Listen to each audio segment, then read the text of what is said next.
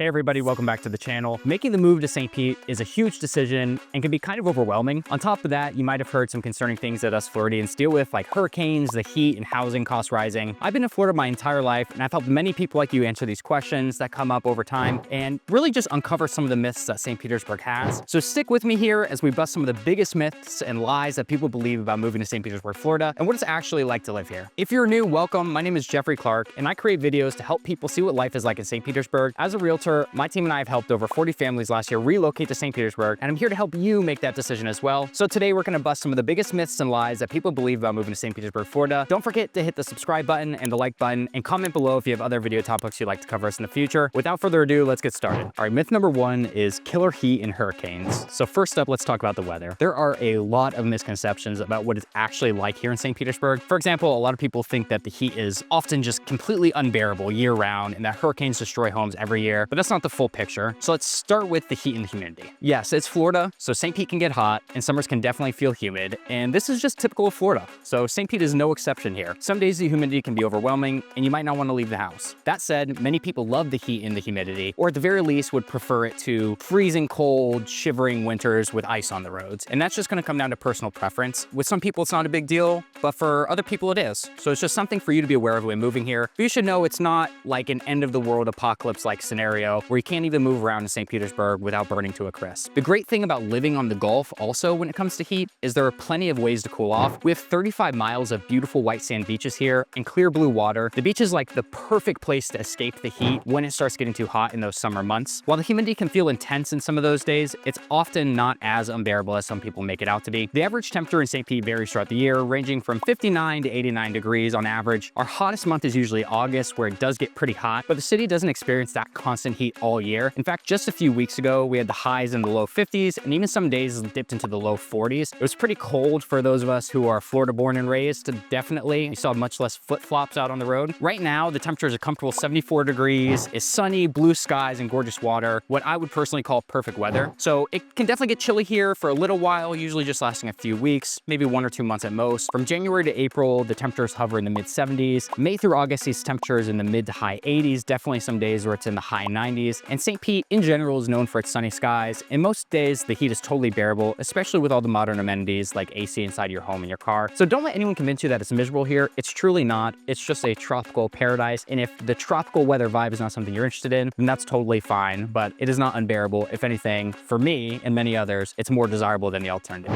Now let's talk about part two for the weather, which is hurricanes. And you've probably heard that Florida is always getting hit with these, crazy storms. And while we do see some rainy days, especially in the afternoons in the summer, it's not as bad as people make it seem. Here in St. Pete, we do need to monitor hurricane season, which runs from June 1st through November, with the highest likelihood of storms in August and September. But that does not mean we get hit every year. In fact, before last year, 2024, St. Pete hadn't been directly hit with a hurricane in over 100 years. Now, to be fully transparent, last year was an exception. The city of St. Petersburg took a bit of a blow, and we were hit pretty much directly by 2 storms back to back. Here in Pinellas County, over 40,000 homes were impacted in some way, and recovery is still ongoing. You can definitely drive around and see some of the effects, especially if you're going through coastal neighborhoods or beachfront homes. But the city is in the process of rebuilding and has made great strides. I also would like to point out that many homes in St. Pete are in flood zone X. Actually, more homes are in flood zone X than any other flood zone, which means no flood risk, no flood insurance required, and those homes sustain just fine during the storms. Most of those homes, the worst thing that happened last year was some fences went down, and it was quite a pain in the butt to get a fencer out in the months following that just because they were so busy. And while waterfront homes in Snell Isle were most affected, most homeowners in those areas were aware of the flood risks and had flood insurance, making that process, if not,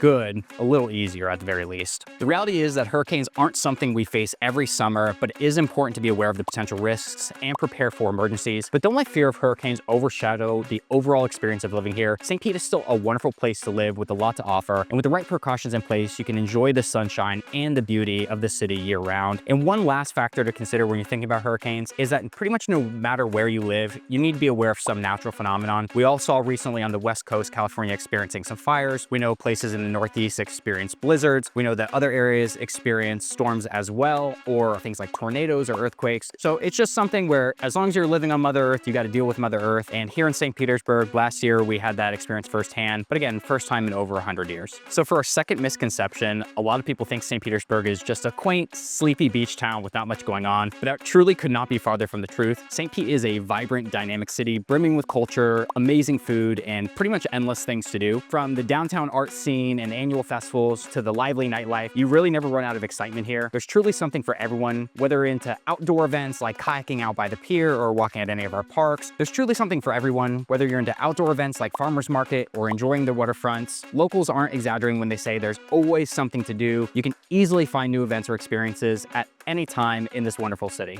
And it's definitely true that some parts of St. Pete are quieter and more relaxed residential areas, but that's typical of any city. And while we do have this relaxed kind of artsy vibe here, there's much more to this city than meets the eye. It's definitely not the fast-paced hustle and bustle vibe of places like Tampa or Miami, but St. Pete offers this unique blend of like laid-back living with plenty of opportunities for fun, creativity, and adventure. You're definitely sure to find your own favorite spot or activity here in this lively and welcoming city. All right, now let's talk about affordability. You might have heard that St. Petersburg is no longer an affordable place to live. And while it's true that prices have been rising for the last few years, it is still much more affordable than other major Florida cities like Tampa or Miami. I'm not going to pretend it's cheap to live here, but the cost of living here is still reasonable compared to these bigger cities. And there are plenty of options for different budgets. Plus, where in this country haven't prices gone up in the last few years? So it's just a reality of the situation with living here. The housing market here has definitely changed. I can tell you as a top 1.8% agent in our market that as St. Pete continues to grow in popularity, prices are slowly increasing. The current median sales price for a home here is in the mid 400s, which is slightly above the national average. But here's the good news. You can still find homes for less than that, especially if you look out of the more high demand areas. In the same way, if you're living near the water or downtown, you are going to pay a premium price like, at Beach Drive, Snell Isle, or the historical Northeast. Those are going to be more expensive because of their prime location and access to amenities. However, if you venture just a bit further, maybe a 10-minute, 15-minute drive out of downtown to areas like Pinellas Park, Gulfport, or Kansas City, you'll find homes that are closer to the median sales price or even lower in some cases, depending on how much space you need. And while the city is growing and prices are rising, they're doing so at a slower pace compared to other major Florida cities. And the truth is, St. Pete is still relatively affordable. With the right approach, you can find a home that fits your budget. As a top producing licensed realtor here in St. Pete, I'm here to help guide you through that process. So if you have any questions at all about what you can expect in terms of cost of living in different areas of St. Pete, just give me a call at any of the information we have below or comment below kind of the home you're looking for, and we'll reply to your comment with an expected budget or locations to look at. Here's another common question I get, which is St. Pete always packed with tourists like some of the other more known Florida spots? And the answer is no. While St. Pete does attract its fair share of visitors, it's not as much as tourist hotspots like Miami, Orlando, or Clearwater. The vibe here is much more laid back and local, which means you're not going to find huge crowds flooding the beaches or overwhelming the streets year-round. The beaches here are stunning, they're beautiful, but they're not always packed with tourists like some of the more famous spots in Florida. You can often find a quiet spot to relax without feeling like you're shoulder to shoulder with others. And plus, St. Pete's beaches are known for their stunning sunsets, but since the area isn't as heavily trafficked by tourists, you can still enjoy those sunsets without the crowds. And while we have great attractions, a vibrant art scene, and a thriving food culture, St. Pete has somehow managed to maintain this more relaxed, authentic feel. It's popular enough for visitors to enjoy, but not overrun with tourism the way that bigger cities can be. And that means you can really enjoy the charm and beauty of the city without the typical tourist hustle and bustle. So whether you're lounging at the beach, exploring local parks, or exploring art galleries, it's easy to feel like you're living the local lifestyle rather than just another tourist in town.